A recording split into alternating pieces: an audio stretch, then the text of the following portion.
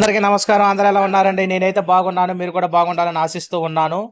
3,000 రూపాయలకు పైగా తగ్గిన బంగారం ధర అంతర్జాతీయ దేశీయ విపణుల్లో సోమవారం ఒక్కసారిగా దిగివచ్చింది.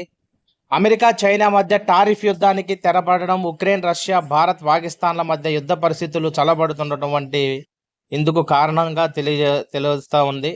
అంతర్జాతీయ విపణిలో ఔన్సు మేలిమి బంగారు ధర $100లకు పైగా తగ్గి $3,225 వద్ద కదలాడుతుంది. హైదరాబాద్ బులియన్ విపణిలో రాత్రి 11:30 గంటల సమయానికి 10 గ్రాముల మేలిమి 24 క్యారెట్ల బంగారం ధర 96,200గా ఉంది. గత శుక్రవారం ఈ ధర 99,500గా ఉండటం గమనార్హం.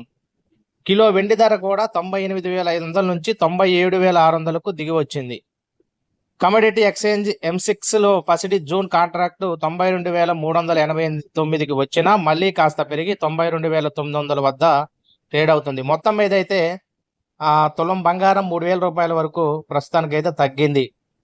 కాబట్టి ఎవరైనా ఈ పెళ్లిళ్ళ సీజన్లో మరి బంగారం చేయించుకోవాలనుకునే వాళ్ళకి ఇది ఒక మంచి అవకాశంగా చెప్పవచ్చు. సరే, భవిష్యత్తులో మరి తగ్గేది పెరిగేది మనం చెప్పలేం. ప్రస్తుతానికైతే ఇప్పుడైతే 3,000 రూపాయల వరకు అయితే గోల్డ్కి అయితే తగ్గింది.